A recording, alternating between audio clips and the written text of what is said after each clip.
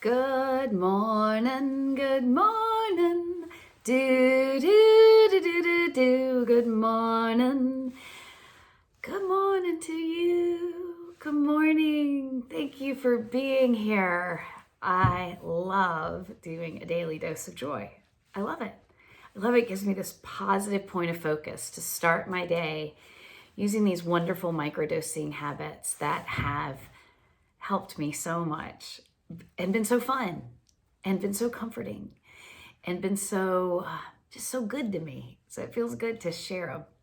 Like I say, it's like sending out little messages in a bottle to myself in the past, or to anyone who might have been in a similar challenging journey. And so this morning, we are going to use the Whoopsie Daisy stories. Yes. So sometimes I'm like, like a recent Whoopsie Daisy story doesn't come to me. And so I was thinking back to a really, really big Whoopsie Daisy that my brother had when he was little. And sometimes if I just start and I tell y'all one, then bing, bing, bing, something else comes to my mind. So let's see. So this one, this is a kid, so it's got a little boy in it, so there's some grossness. Meaning, we were on the stairs in our house, and there was stairs with banisters. You hear the stories about kids getting their heads stuck through the banisters. Well, my brother didn't get his head stuck, but he was like, oh, I wonder about that. Head didn't get stuck. So now we're just chatting. I'm sitting on the stairs. He's sitting on the banister. He's put his head through and his legs through. We're just, hanging out. And I guess we were just looking for something to do. He got bored. He reaches in his pocket. He pulls out a penny. He's like, I wonder if I could put the penny in my nose. The gift of boredom. So he proceeds to put the penny in his nose. And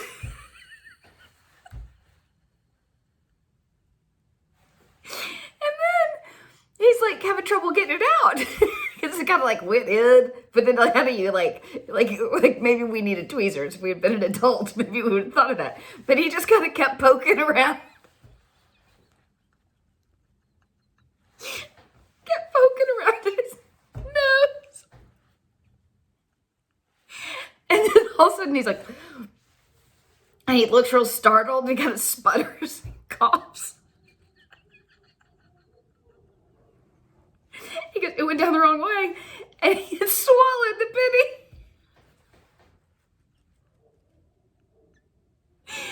And part of what is just so funny about all of it is that at the time you would have thought it was a 5-alarm fire. Like you would have thought he ate a stick of dynamite the way he and I reacted. We're like, you ate a penny! He ate a penny! We go running to my mom.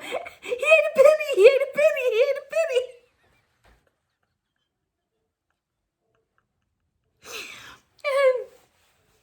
And I remember my wonderful mom, look of bemused concern. Like she's like concerned, showing us care, but also a little bemused. Like, she's got 3 kids. She knows what happens when you swallow a penny. She's like, okay, well, I'll call the doctor. She went into her room. I don't know if she actually called the doctor or just knew the protocol, which now as a mom myself with lots of nephews and godsons, the protocol is basically, you just wait for it to come out the other end. And she came out and told us. And we were just mortified. But it just resulted in just peals of laughter about, oh, you're going to have to look for your penny in the poo. So, my apologies to anybody for who met humor is a little too scatological.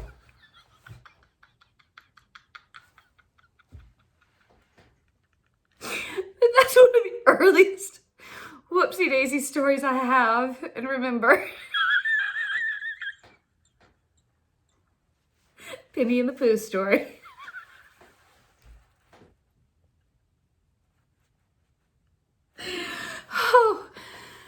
Oh my goodness. Okay. All right.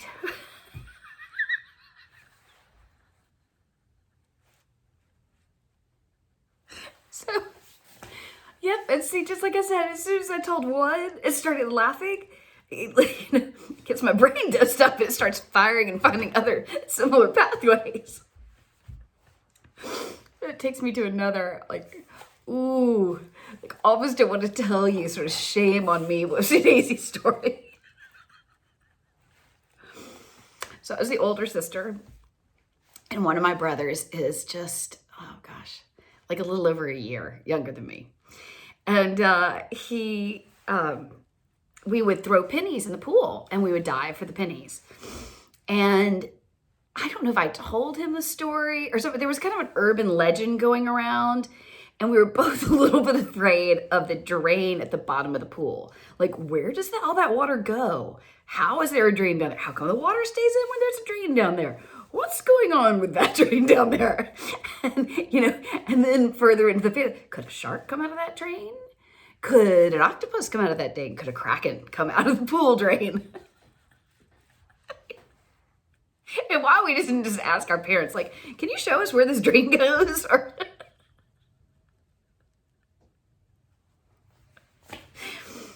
But being imaginative child that I was, I just took it further and further with my brother. And I used to have a little fear that if I swam too close to it, it would suck my hair in. And possibly I'd get trapped. So when we'd throw pennies in the pool, the last pennies to get would be the ones, it was also probably the deepest part of the pool, were the ones around the drain. And so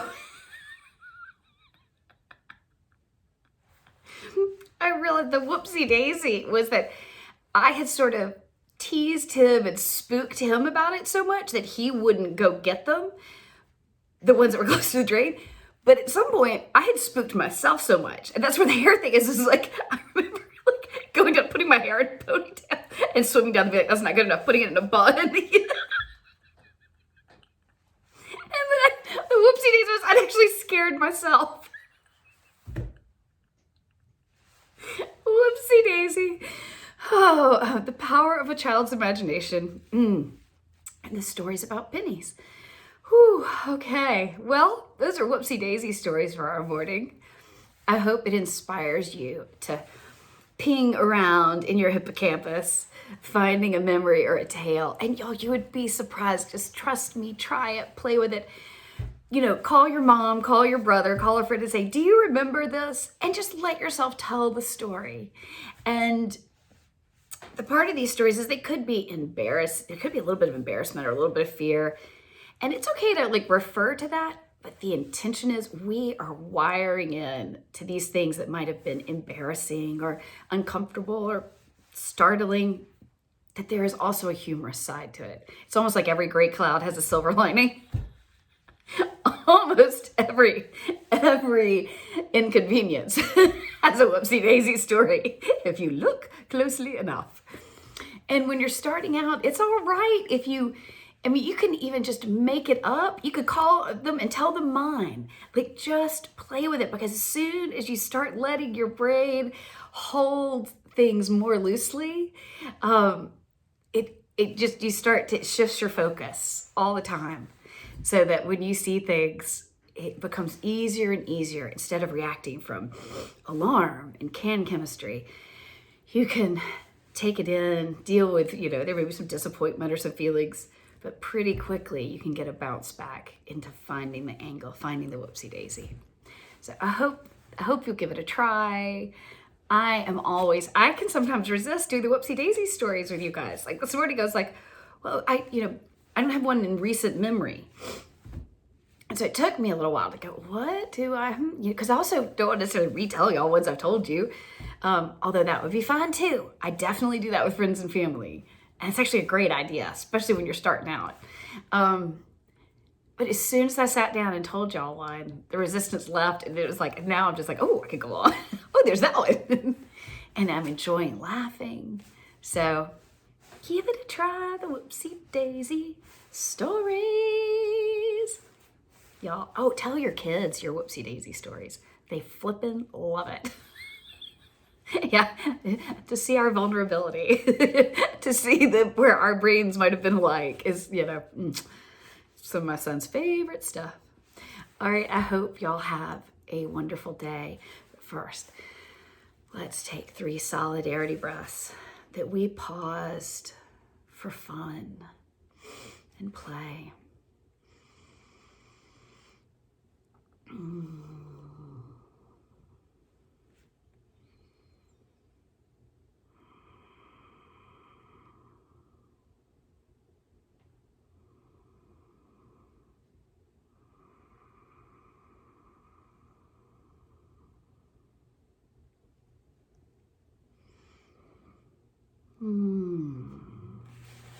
Thank you, thank you, thank you. May today surprise and delight us. I'll see y'all tomorrow.